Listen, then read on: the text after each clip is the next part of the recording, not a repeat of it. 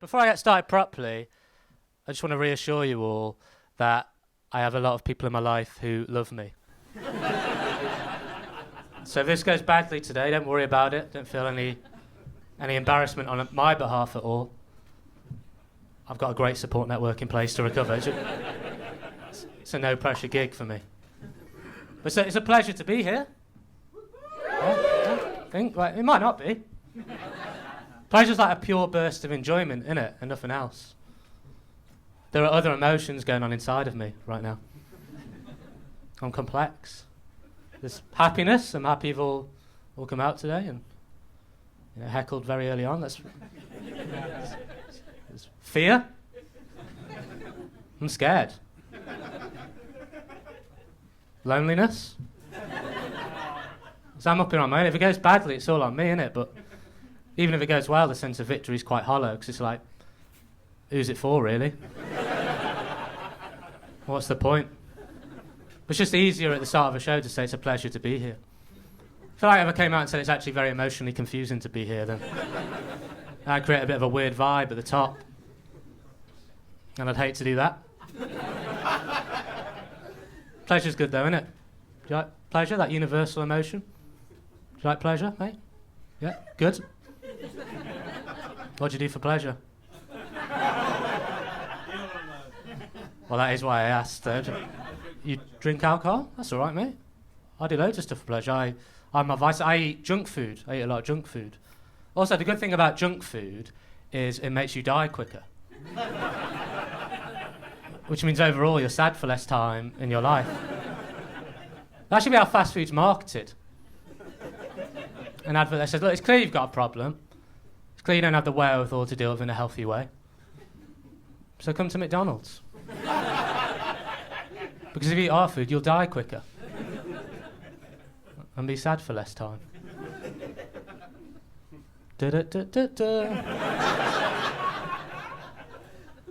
Problem with anything that gives you pleasure, though, is if you do that same thing over and over again, if you do that all the time, it's not going to give you as much pleasure after a while. If I had a Mackey's every single day, I'd get sick of it.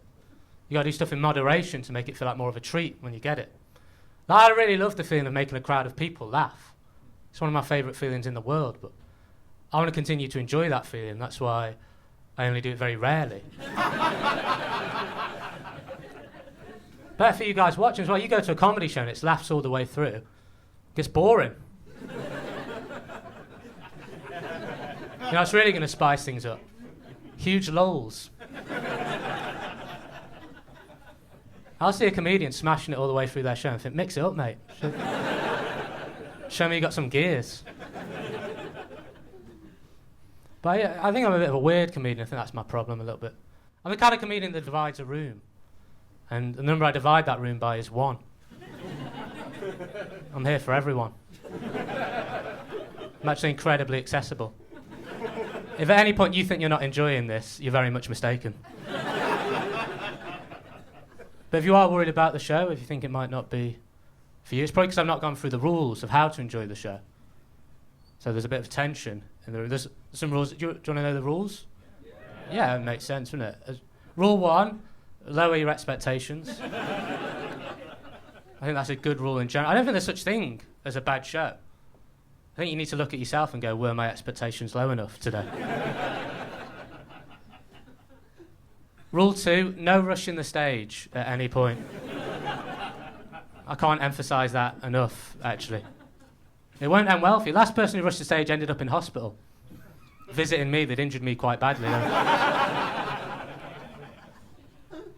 They'll never work in a school now. It's not worth it. They're doing community service. So they're the rules. Now we can crack on with the show properly. Doing this gives me a lot of pleasure. This is like my alcohol addiction in a way.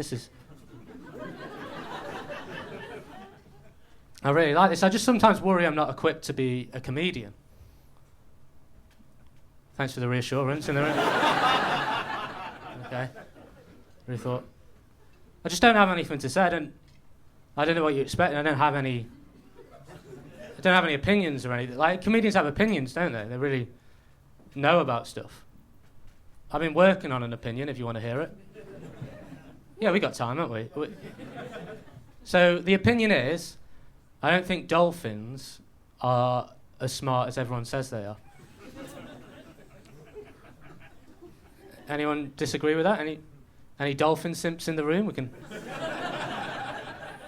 Happy to open this up for a debate. Do you think dolphins are smart, mate?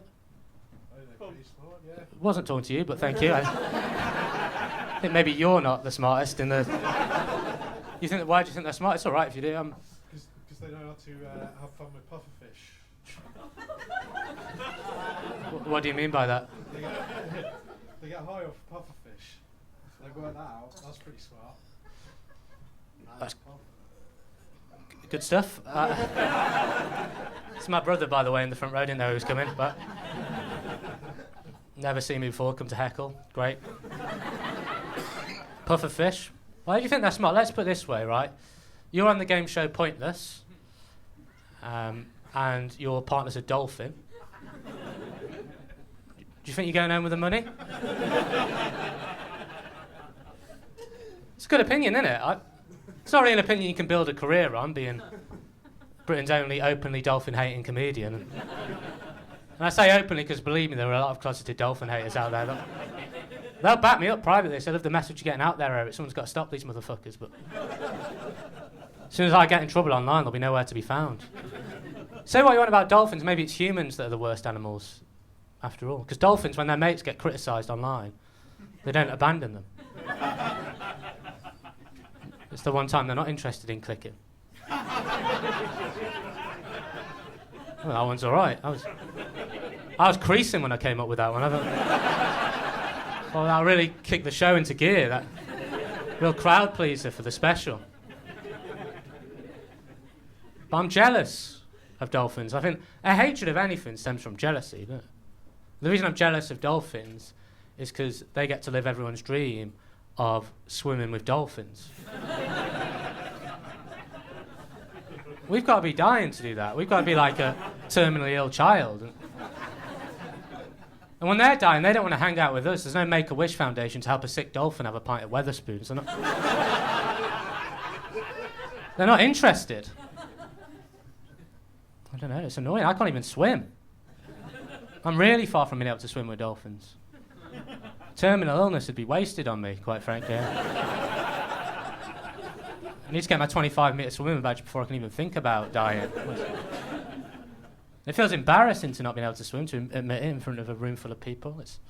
Can anyone else not swim? Is that you can't swim? You seem very happy about it.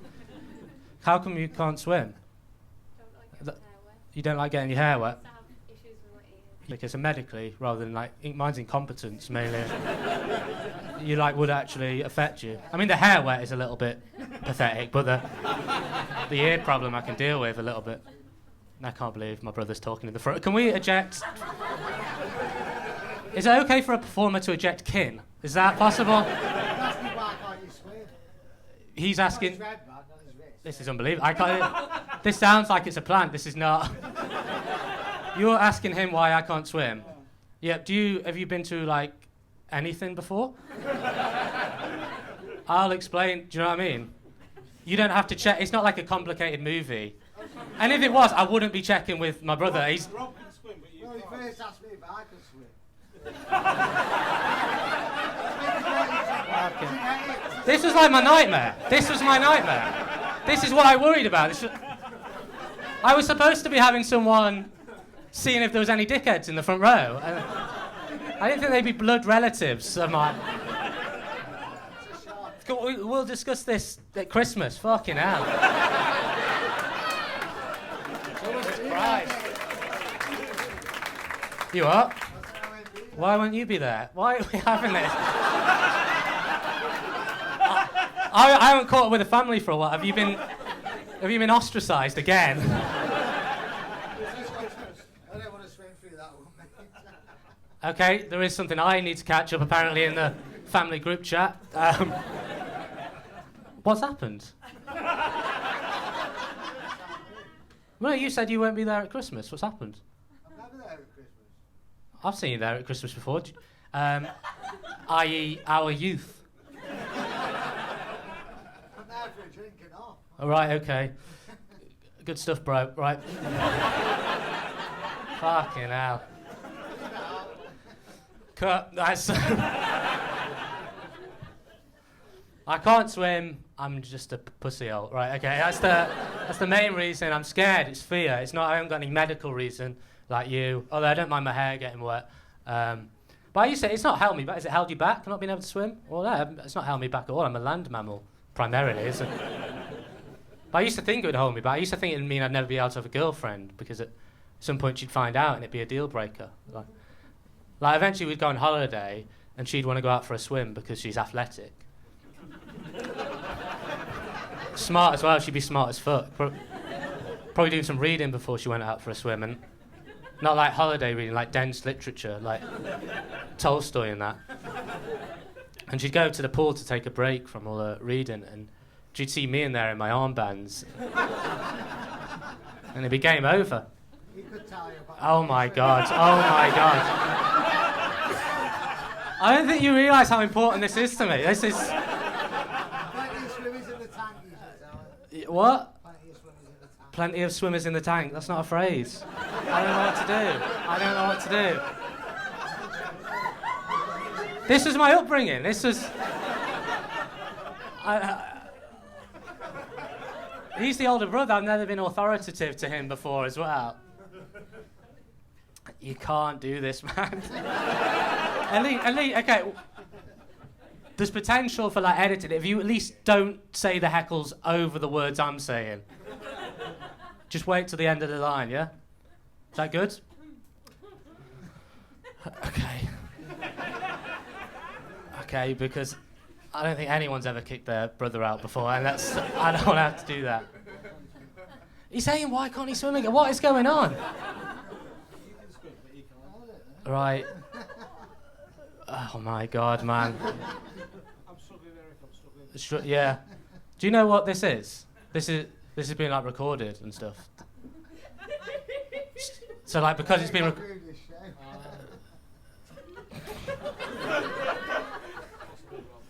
This is a nightmare. It'll be fine. I just can't believe it. This is real life comedy. This is what it's all about, mate. I feel like some people might think this is a plant, but it's not. Okay, well, I can't swim. I have to go back and do that joke again. The girlfriend, the fit girlfriend. She's taking a break from. She goes over to the pool and she sees me in there on my armbands. I can't even remember now. I can't even. Oh my God. I can't. She'll go over there. So my girlfriend, she's taking a break from the books. That's the joke. The punchline's not worth it. She'll go over to the pool and she'll see me in there in my armbands, and it'd be game over.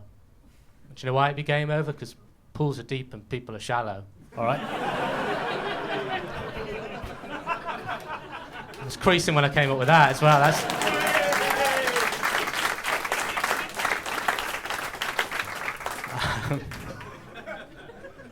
But I did go on holiday last year. Went with my girlfriend actually. Well, my then girlfriend. We're not together anymore, unfortunately. Like I said, I can't swim just because I'm annoying. Turns out that's more important. I asked her if it's because I can't swim. She said no, it's because you can't love. You're fundamentally incapable of having normal human reactions to anything, and you can't get armbands for that, unfortunately. But I miss her. I miss all the things we used to do together, you know. It was great. I remember the first time she saw me naked, she said, you know what, Eric, it's a lot bigger than I thought it'd be. I was like, oh, my penis is a nice one. She said, no, the emotional gap between us is... it's unbridgeable. I feel nothing inside of me. At that point, she was talking about the... But it's good. It's good, isn't it? Having a partner, a boyfriend or a girlfriend. It's great. My God, man. He's just turned to my brother and said, was she fit? It's just ridiculous. Honestly, I think you're going to have to go, mate. Really? Yeah, you're going to have to go. I'm being serious. I think... I'm sorry, man. You're going to have to go. You're going to have to take these two. I'm sorry. We'll figure it out at Christmas. This isn't a bit. Can we get security to remove him, please? Thank you. You're talking all the way through the show, man. It's fucking. Well, you've got to go. You've said a lot of things. You've been warned. I know you will. Well, I grew up with him. I know he will. Come on, you both got to go. You both got to go. Sorry.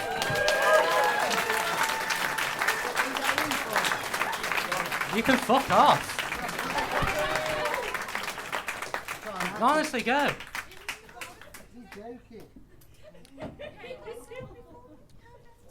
You're ruining the show. It's nice to meet you.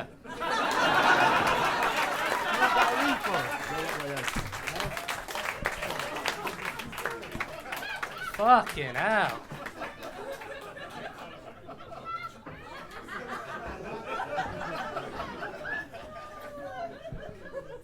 It's like a trauma dream. That's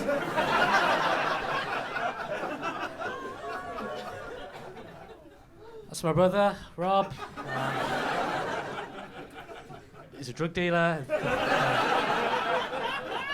If anyone wants to go get some coke, he'll be...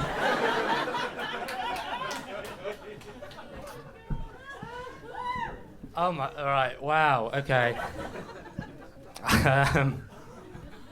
What was I talking about? I don't know. Do you remember what I was talking about? Armbands, the holiday, having a good... Yeah, good, right, cut all that. We'll do like a pickup where I've just beaten him up or something, I don't know. Family trauma, oh my God. Right, it is funny. It is funny that happened when I'm recording the show. It's going to be an awkward Christmas, yeah. You know what's annoying about that? That'll travel back today, and the family will be in agreement that I was in the wrong in that situation. You don't know these people. This is not going to be, that was unreasonable. That is going to be, you kicked Rob out of your show. Fucking hell. He wasn't invited to the holiday I went on with my girlfriend, which is what I was talking about. And other family members were, actually. But it's good having a girlfriend. I really like it, you know. I miss her, to be honest. I never had a shorty like her before. She was great. I just worry about whether it's worth it, you know, being in a relationship. Is it worth it? Because it ends. Most of the time it ends. You know, like even marriage. I'm sure there's married people here today, and the divorce rate's so high, it's 50%. That's 1 in 2. That means if I get married to someone, one of us is going to end up getting divorced. I mean, I hope for my sake it's not me, but I don't want to put her through that either. I never know how to date, so you know what to talk about. Is this a couple here? Yeah, this is good. I mean, how long have you been together for? You're very established now. Phil, don't get complacent. I thought I was established. What was your first date? Do you remember that? No? Okay. Very. Do you remember it? Is anyone not a scumbag in this crowd? Do you remember the second date? Because that's when you first. Actually, my brother. Your brother. Did he ruin your big day as well? Did he? What happened on the second date? I went to the bar. Yeah. Catherine went to sit down. Yeah. And then he sort of made a beeline for her. He made a beeline for Catherine. Not to get her. Not. But just to chat to her. Yeah. And then we ended up like, it wasn't a date anymore because we were mates. Yeah. I feel like you've got jealousy issues, mate, that I don't want to go through in a sec. Not to get out there, just to chat to her like a normal human being. Just to introduce himself to his brother's date. I mean, I think that's pretty normal. But I don't know. Was your chat good with her? There's chatting that I find difficult. I don't know what to talk about on a date. I don't do anything. Like I said, I don't have any opinions. All I do is comedy. So all I've got to talk about is this. I mean, there's stuff there, but like, all I've got to talk about is this. I'll just be telling them about my gigs and boring them with that, and then I'll be like, oh, sorry, dominating the conversation here. I'm talking a lot about myself. What do you think about my comedy?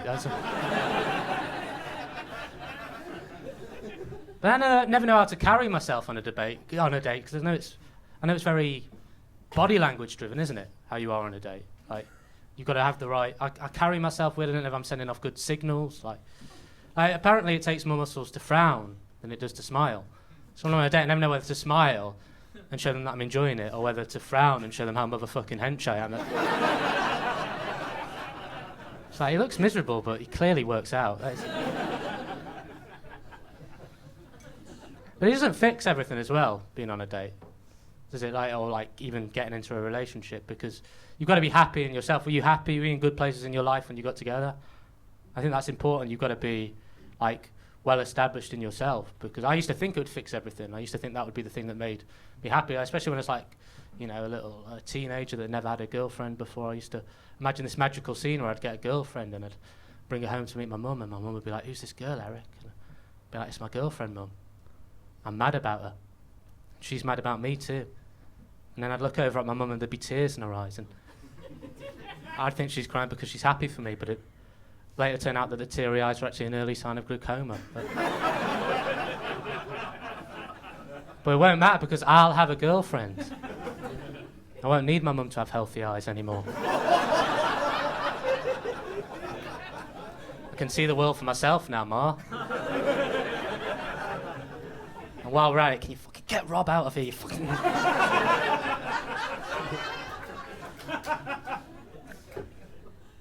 I don't know, I'm very frigid. So I think I'm old-fashioned on dates, you know? I don't like to give it away too easily. I don't do eye contact on the first date. I've got to make sure it's the right person first. I'm a no eye contact before marriage guy. It's one of the last bases I reach with someone. It's like holding hands, kissing, sex, marriage, divorce. Don't look at her through that. She dies in a horrific accident. I'm brought in to identify the body. That's the first time I look at the ocular area. And even then, they're all sort of weird and kind of rolled back, so it's chill. But I'm quite keen at the same time. I do try to develop it a little bit too quickly. By the third day, I'm discussing joint bank accounts. APR's getting a mention. If a girl's showing me interest, I'm showing her interest rate straight away. In fact, the third date's at the bank. She's like, "Hey, where are you taking me?" I'm like, "Santander, I want to get this sorted now." Make sure you bring 2 forms of ID. And bring a proof of address, bitch. She's like, "Don't talk to me like that." I'm like, "Okay, but seriously, bring the documents." We'll get nowhere without it. It's compulsory. Well, maybe a good thing about dating is that you do get to try a lot of different people, don't you? You know, and find the right person for you. You don't get the same privilege in a lot of other relationships. Like, you don't get to choose your family, for example. You kind of get what you're given. You can't go on different dates with different families and text them afterwards, being like, "Oh, I'm not feeling it, you know. Right family, wrong time. I'm just coming out of a difficult family at the moment." Even death in relationships, you know, people's partners die and then they can bounce back and find someone else. You know, if someone's partner will die a few months later, they're dating again, or a few weeks later, if they're a complete psychopath that might even have a quickie at the funeral. People bounce back, is what I'm saying. But death in a family is kind of like more permanent. Like, not to make it too morbid, it's something I've processed and I'm over now. But my dad died a few years ago. I'm just retired from having a dad now. I can't get myself back out there and look for a new dad. No one's going to adopt me now. I'm too old. I look for potential father figures now. I get friend zoned by them. I see a lot of older comedians. I really love comedy, and I see a lot of older comedians that I look up to, and like the sort of male ones that can see them as sort of father figures at times. And we'll hang out a couple of times, but as soon as I get my balls out to play catch with them, they're not interested. Like, "Eric, I'm not throwing you this frisbee while you got your testicles out, mate." But I think I've got a lump papa.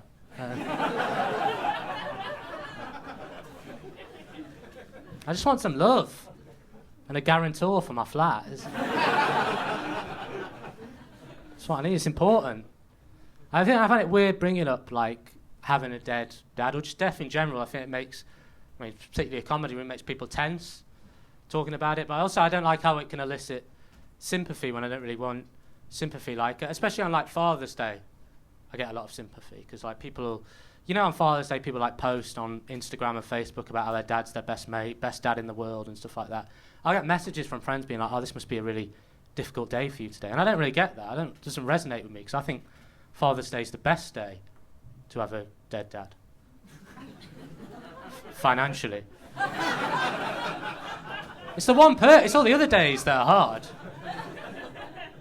Everyone else has got to like write Facebook posts, find gifts for their dad. Me and the other orphans, we're just chilling. We're playing FIFA all day, no one's going to tell us off, we haven't got dads, it's great.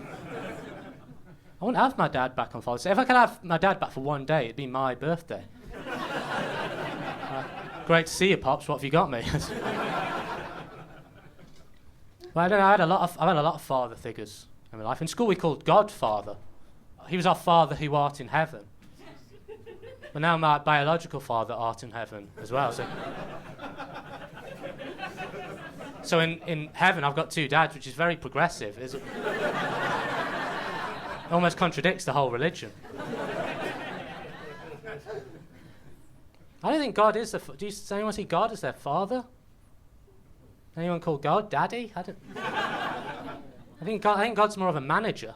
But you know what I mean? And if God was a football manager, I think he would have been sacked years ago. I think he's lost the dressing room.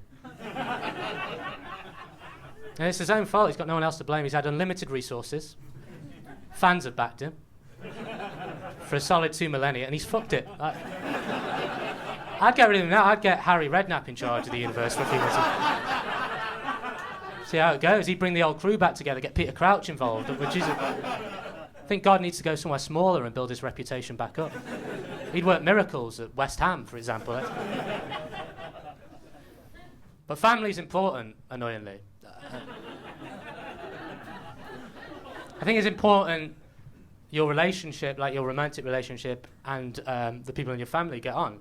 Otherwise, it's impossible. You get on with each other's families? Yeah? I think it's important. It's a priority for me, getting on with the family. Getting on with them, because like you go out with me, you invite me around to your family home. Oh my God, get him out! That is what's wrong? Oh, you keep talking there. Sorry. Oh my God, okay.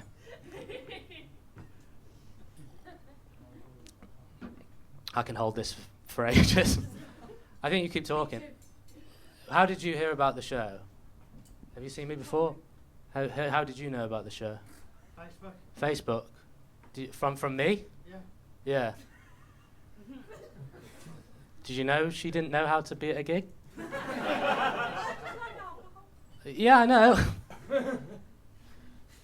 booked it out and I thought I had to bring her. You thought you had to bring her? It's your missus, okay. Do you get on with each other's families? Okay. Can I give you a yellow card then at least? Just don't talk. You'll go for a smoke. Can you go now-ish? Thank you. Yeah, if we can make sure she does not re-enter the venue, that would be great. Okay. I'm sorry it's been so weird. I really didn't expect this. I thought you would all be nice people. Most of you are, the majority. You're a nice bloke, aren't you? Prove it. Well, it's talking about relationships and stuff. I think I need some. Can you give me a cheer? I feel like I'm in a weird. Thank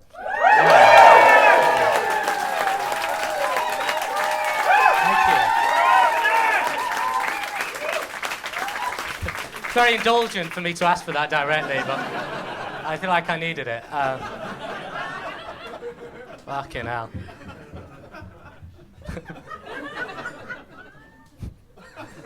I think it's important to get on with each other's families in relationships. I think that's quite crucial. I always make sure I do that. It's a priority for me. And if you're going out with me, you invite me around to your family home, you look away for a second, I'm going to have a conversation with your granddad, right? And I build on that. Eventually I'm taking him out for walks. playing golf with your dad, playing frisbee with your cousin, taking your sister out for dinner, taking your other sister out on mini breaks, and checking into hotels with your nan and both your sisters, and making love to all three of them, and your mum's filming it. Get in with the family. But family is important. This holiday I went on with my girlfriend. I went with my family, excluding this one over here that got kicked out. But I'm from a big family. I'm one of 8. It's a crazy family, all a bit mental. But yeah, no, I love them, I think. From a big family there. We took my mum, but me and few of my brothers paid for my mum to go on holiday as like a treat for raising us, which I think she's done a good job, hasn't she? In some instances, just for raising someone with the kind of guilt where they feel like they owe you a holiday. You smash. If you do something to someone that's so good that they buy you a holiday, you've smashed it. But imagine if after this performance you were like, I think I want to take him away somewhere. I'm going to take him away somewhere nice. Well, that kind of sounds like you're going to put me down like I'm Lenny and Off Mice and Men. You know, shoot me in the back of the head while you tell me we're going to live off the fat of the land. Spoilers for anyone who hasn't done GCSE English. So,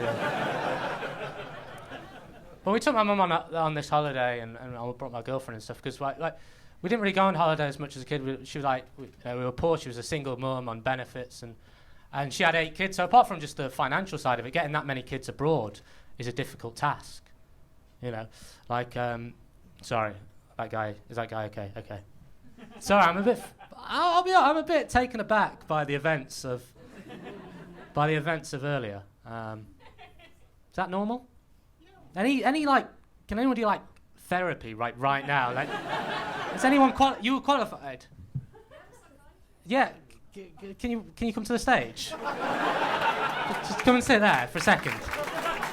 I'm being serious. You feel comfortable with that?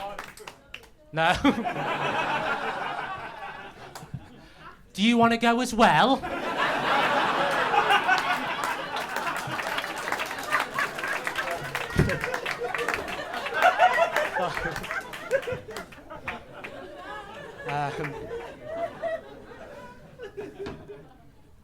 So we took my mum on a holiday. Done this show about 40 times, I would say. Did it in the Edinburgh Festival. Not been like this one time. But my mum was on benefit. She had 8 kids. It's difficult, even logistically, to get that many kids abroad. Getting passport photos done for 8 kids, one at a time at the post office in those passport photo booths. You got to be in the photo booth with the kid, so you make sure that he takes the passport photo right, but then do you leave the other 7 kids outside to get risk of getting abducted? It's like a riddle. It's like the fox, the chicken, and the grain. You've got to be in the photo booth with the kid so he takes the photo properly, but then do you leave the other 7 outside to get eaten by a fox? I abducted by a paedophile. Well, we kind of had strength in numbers against paedophiles, because even a paedophile doesn't want to deal with that many kids. A lot of them come from the less is more school of thought. Less in quantity, less in age. They're down to fuck, not run a nursery, am I right?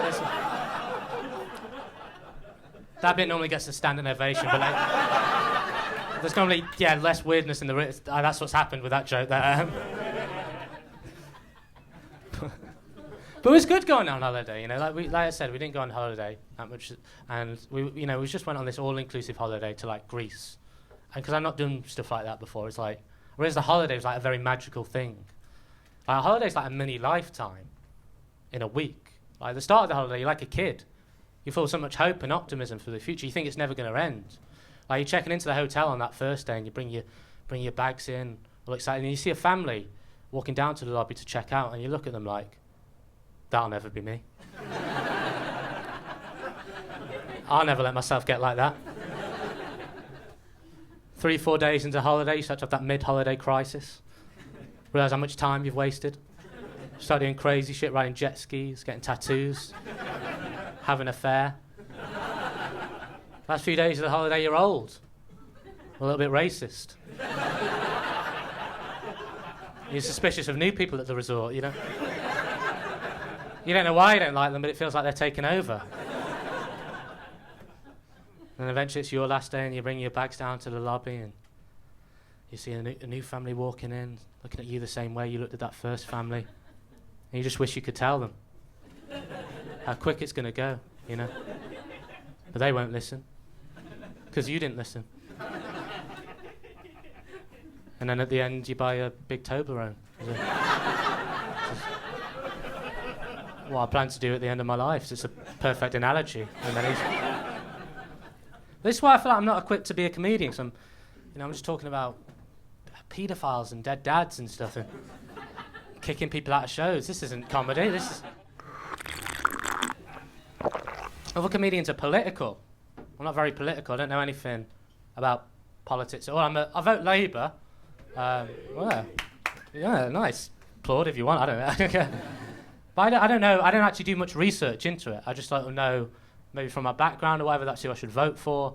Like, what do you guys? Give me a cheer if you vote Labour. Good for you. Give me a cheer if you vote Conservative. Less sure of yourself for that one. Anyone vote anything else, like Green or anything more racist or anything? But I don't know how political comedians do, because people vote all sorts of different ways, and there's tension when you bring up politics. Like, it used to be a very divisive thing when I was at university. I remember, like, you couldn't, because I guess because it's very left wing, you couldn't even like be friends with someone who voted Tory. People are like, "Why are you hanging out with him? You know he's a Tory." It's like, yeah, we're playing FIFA together. We're not going to see if we can dismantle the NHS right now. Doesn't have to factor into our interactions. When I'm playing five-a-side football, I don't go, "Before we start, lads, what are all your views on progressive taxation?" Although I would like to start a five-a-side team full of extremists. I'd have Hitler, right wing, obviously.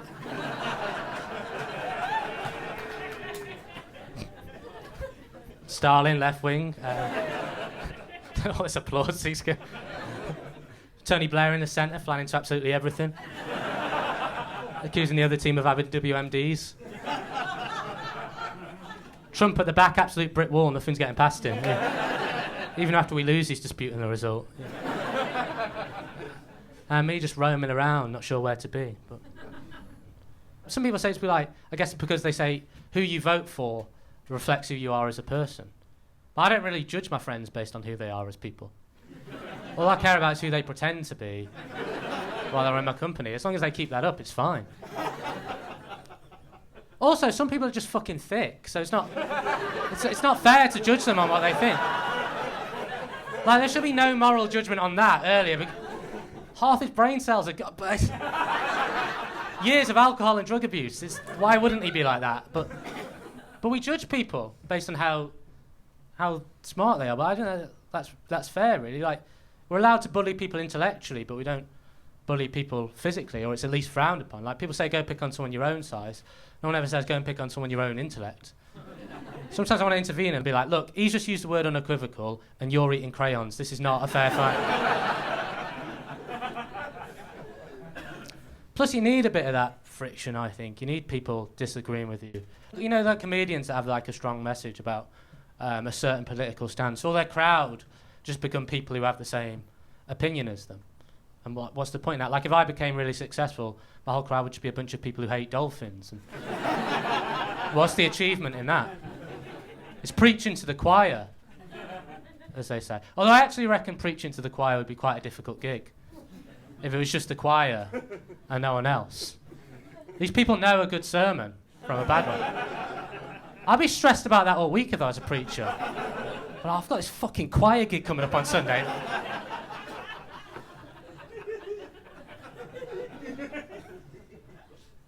And you've got to practice what you preach if you're a preacher, and not all of them do, but you're supposed to be a good person. You're supposed to like not be hypocritical and have a good message and live your life by it. But I don't think I could do that as a comedian because I'm not a particularly good person. I don't think I'm a bad person, but like, I don't do all the things that make people moral, I guess. Like, I'm not a vegan or a vegetarian. That's why I couldn't have a message, really, because people were like, well, hang on, Eric, you're not such a good guy. You kill chickens. Well, I don't kill chickens. People say that, don't they? You wouldn't eat a chicken if you had to kill it yourself. I don't get that argument. I wouldn't use a smartphone if I had to assemble that myself. What? Why am I suddenly a farmer? Am I getting some sort of training for this huge and unexpected career change? I'm an entertainer. This is a valid profession. You lot wouldn't laugh at my jokes if you had to write them yourselves. You don't know the suffering that goes into this. It's hard being a comedian writing a comedy show. You have to write so many jokes. It's bullshit. I write jokes. I write jokes every day. Like, I wrote a joke yesterday that I don't think will work, but I'm going to say it anyway because I'm absolutely fearless. So the joke is I was too scared to put my socks on this morning.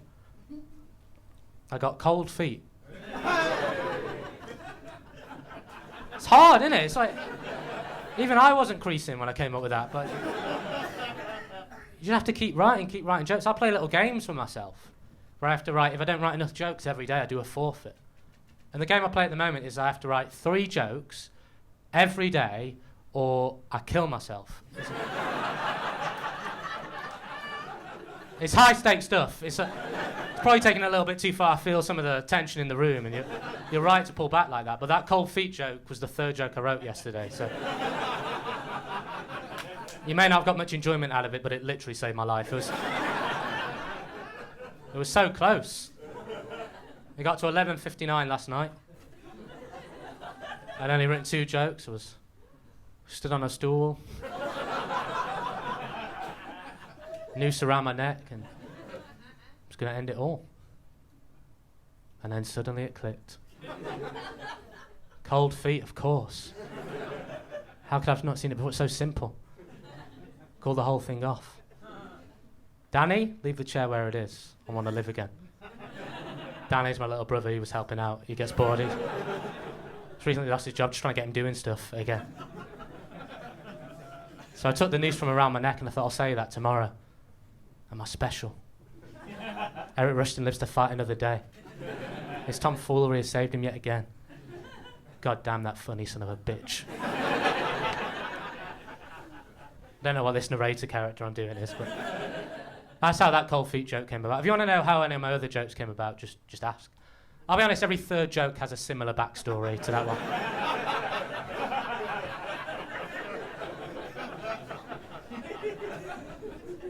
I don't give much to charity. That's another thing good people do. I've given the odd thing, but I kind of use excuses to not give to charity. Like Oscar Wilde, he said that charity was a bad thing. He said it masked the horrors of the system. Like by giving to charity and having charity, like if we didn't have that, then we'd realise how bad everything actually was, and we'd have to, restructure society in a proper way that's fair. I quite like that because I feel that's the equivalent of letting the dishes pile up until someone else sorts it out. Which I'm a massive fan of. I say to my flatmate, I would do the dishes, but I don't want to mask the horrors of the system. We need a revolution here. A bit of fairy liquid isn't going to cut it. But if you do insist on being a puppet of the regime, my mug's over there, mate. It's just overwhelming when you have to choose what charity to care about. There's so many things you need to care about and that are genuinely important, and I just default back to just being worried about myself because I get sad and stuff, you know that feeling. I get sad as fuck. I've got a thing called seasonal depression, all 4 seasons as well, which it's the worst one you can have statistically. Well, I go on like long walks when I get sad and listen to music. Someone told me you shouldn't listen to music when you're on a walk. You should just be with your thoughts. But I don't really like my thoughts. I prefer the thoughts of Nicki Minaj in her hit song Super Freaky Girl. You sort of live through the lyrics, don't you? I'm walking along like, yeah, maybe I am the baddest alive. Maybe I can lick it and ride it.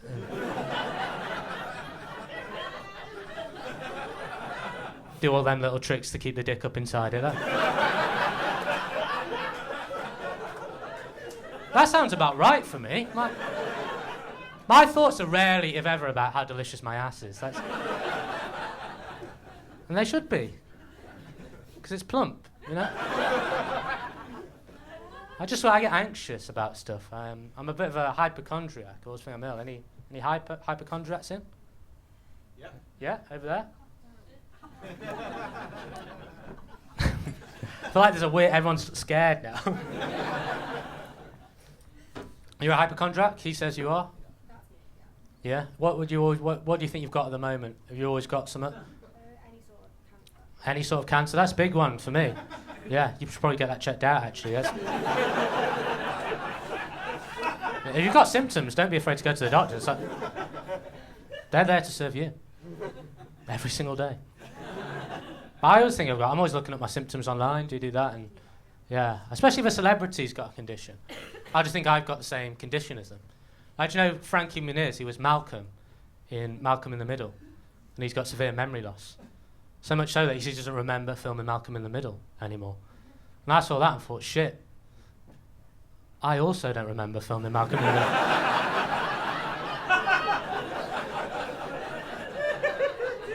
What else have I got?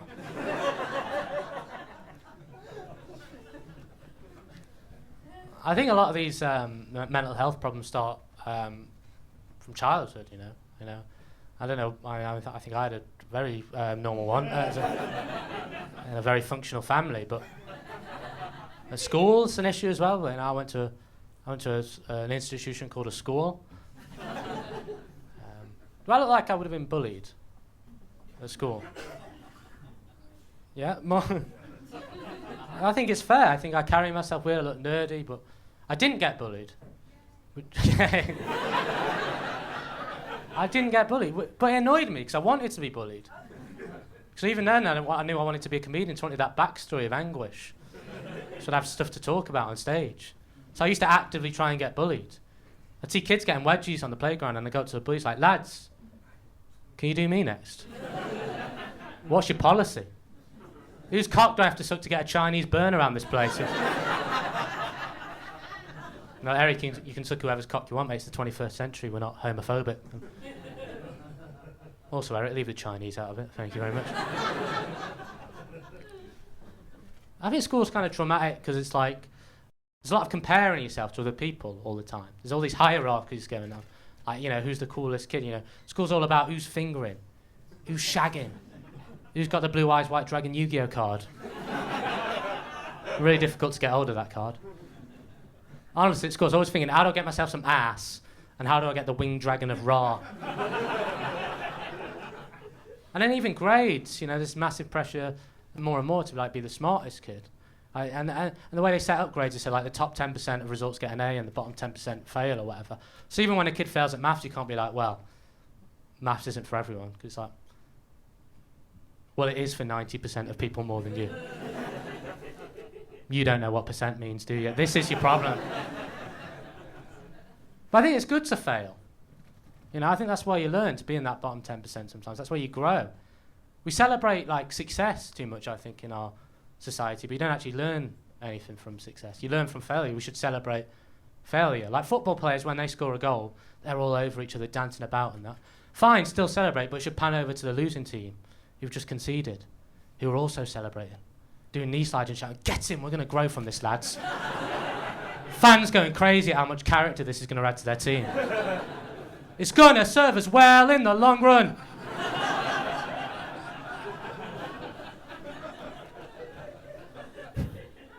There are some failures you can't celebrate. Kidney failure, for example.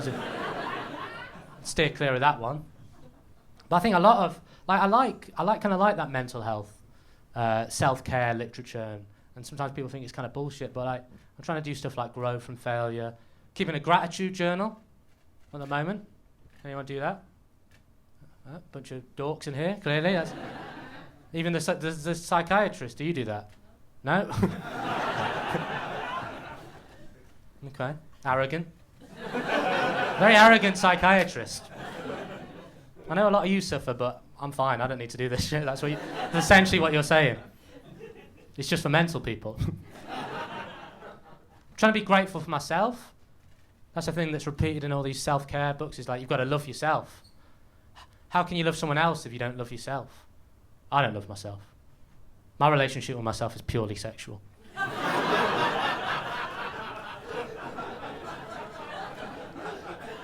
If after I've had a wank I can make up an excuse and leave, then I would. But it's a bad habit I have to deal with my problems, really, like watching porn. You know, pornography, has anyone watched? You ever watch porn, mate? You give me a no invent. You look so at peace as soon as I said that word. You got such a lovely smile on your face, man. What's your favourite category, man?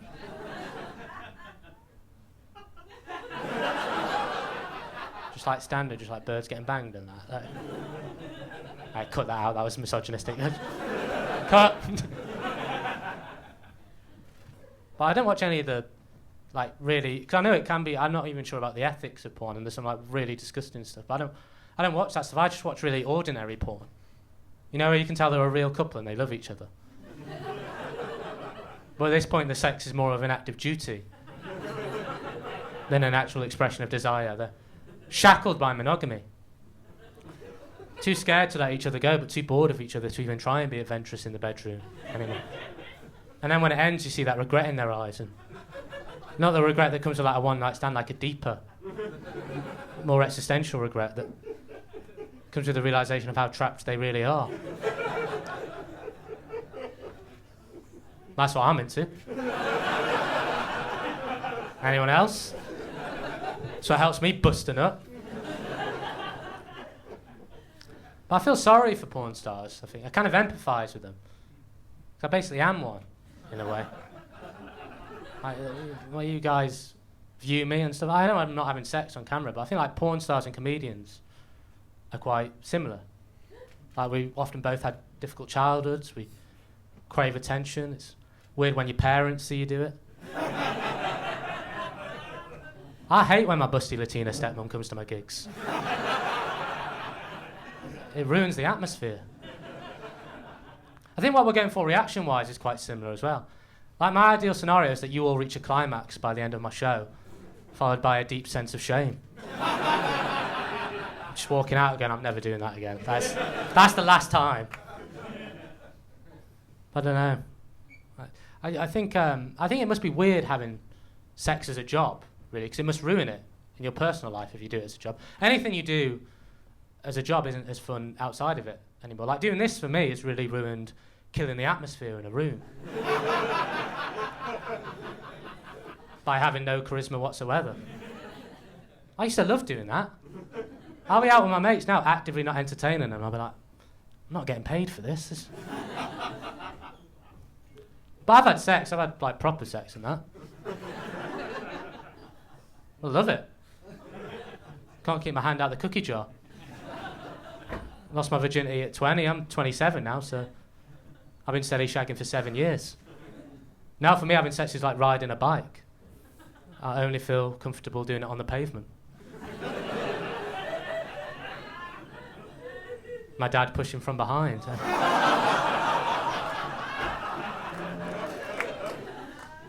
It's been a difficult few years since his death. I feel like there's a crazy pressure to lose your virginity.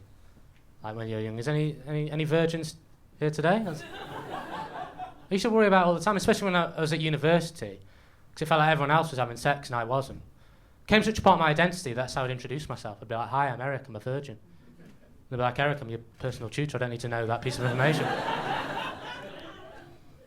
But it's weird though, because it's an identity based on something you haven't done. You don't really have that with other things. Like, I lost my virginity at 20, like I said, and I thought that was really late. But I didn't cook my first spaghetti bolognese until I was 23. No one gave a shit about that. I guess I was more willing to wait when it came to bolognese until I was mature enough and I'd found the right mince. But then I had sex, and is it even that good? I think bolognese might be better. Especially when you bring herbs into the equation. You can't do that with sex, it gets weird. Also, sex is difficult, isn't it? It's a craft. It's a craft, it's a real skill, shagging. Someone leaving on that one. I think it is a craft. Anyone good at sex? You good at sex? No, it's difficult, isn't it? It's like you're in the moment during sex. Yeah. I'm just saying I'm there, mentally, you know what I mean? I'm drifting, I'm not there. I'm not there when you're having sex, obviously. I feel like I only really enjoy sex retrospectively. Mainly after other people have done it and filmed it and put it online. It's a real problem for me. I feel in the moment doing this. talking to you guys now, I feel very present doing comedy. That's not why I know I'm better at comedy than I am at sex. Which doesn't necessarily mean I'm good at comedy, it just means I'm worse at sex. So I'm vastly more experienced at stand-up comedy. I do stand-up comedy like 5 times a week. I have sex like 5 times an electoral cycle. It's actually 5 times per Prime Minister. Liz Truss's time in office was an incredible purple patch for me.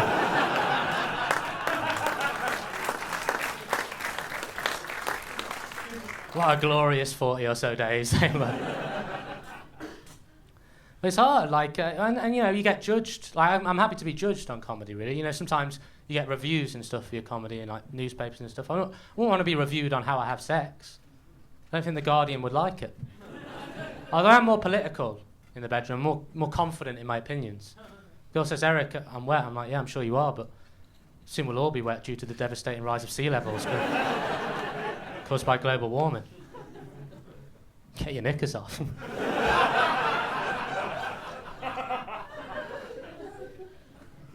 Yeah, so I don't feel that worried about like sex anymore because I've got you guys. Like, I'm not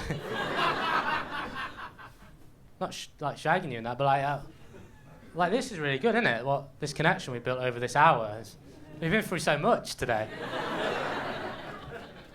Like, is there anything more intimate than the relationship between a comedian and their audience? Apart from full penetrative sex. But this is good, you know? I like what we have. Do you like what we have? Was this okay for you? I think you've been like, I mean, there has been exceptions, but I think you've been a dream audience in general. Emphasis on in general, like, you've been generally so good. The majority of you have been absolutely excellent. Because sometimes you do gigs and everyone's like that. Like, you've been a great crowd. I've done stand-up comedy for a while, and I've done it like nearly 9 years, around about that. And if I can be like serious for a second, I've been fucked by this business. In every position you could imagine. Missionary, doggy style. Was spit roasted by the business once. Metaphorically, like, obviously, but sometimes you forget that it's just about this and building the connection with the audience, and you like worry about getting on TV and all that stuff. And like I've compromised at times. I've knelt down and unbuckled the belt of the business, and I've sucked it off. And let me tell you, swallowing a large load of compromise does not leave a nice taste in the mouth. And this isn't like a sad, like, you know, speech to end on. It's just like, I've had successes. I was Leicester Mercury Comedian of the Year. That means I was the best comedian in all of Leicester. Like, that year. What an achievement. I just get down sometimes. It's so hard to progress a little bit in comedy, you know. Do you know how many pitch meetings I've been in for sitcoms that didn't get made? 2. It's a long, hard road, but you know what keeps me coming back when I get down about it? Audiences like you guys. Because when, like, at the end, it's all very focused on the performer, isn't it? Congratulating the performer at the end of the show. It's like, you know, like, when I leave, you'll clap. You know, you just clap and say, what a tour de force of clever yet accessible comedy. Soon to be playing the big rooms, catch him now while you can, all that stuff. I imagine you'll be saying verbally out loud as you clap and stand up. But the things he deals with on stage, what a craftsman. But reserve some of that clapping for yourselves, because fucking you've been a great audience. And I know I go on about comedy too much a little bit, and it's like on my dates where all I talk about is comedy. It's like, imagine if you got a plumber and he just looked at your sink and went, what even is plumbing? Like, can you just fucking get on with the job, please? But maybe if you had what we had with the plumber, you'd want him to analyse those questions, because you know that plumber wants to grow. I just want to get better for you guys, you know. I just want to I want to be like, I want to grow. I want to be playing audiences that aren't like full of dickheads at some point. Like, like, do you know what? I think everyone that's left is all right, but like, hopefully in the future I'll be playing like stadiums and there'll be no comps for family members. That would be like, I have my own security. They're just DNA testing on the door. It's a match. Get out. I want to get to that, and I know to do that I've got to, work hard and get better.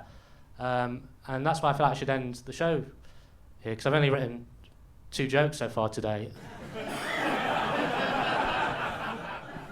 So I've got a very, very tense night ahead of me, but that's been my show. I've been Eric Rushton. Thank you very much. Cheers. Thank you so much. Thank you. Wow, overwhelming. First one to stop clapping gets shot. Okay, it's actually a little bit sycophantic at this point. But it is over now. You can go. I'm just gonna stay here. Like the show's over. You can. You stand up and you can leave. Yeah, thank you. Cheers. It will filter out. Thank you. It means a lot. Right. Cheers. I need to process what just happened. That's fine. Thank you. I'd like the room to myself fairly quickly, if you could.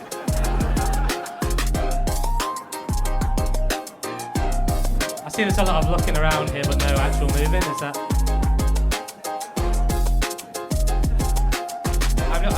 I don't do encores, so I just don't leave in the first place. Thank you. Thank you very much. Thank you. Means a lot. Thank you. Hello. Hi. Thank you for coming. Cheers, mate.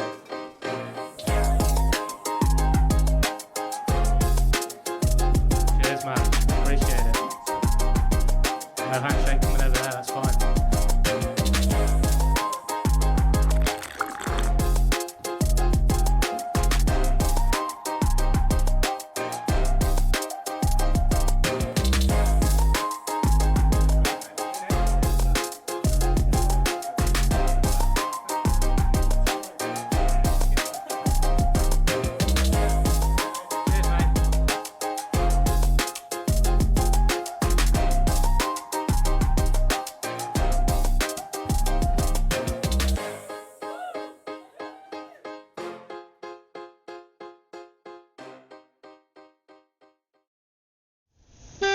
Too tiny.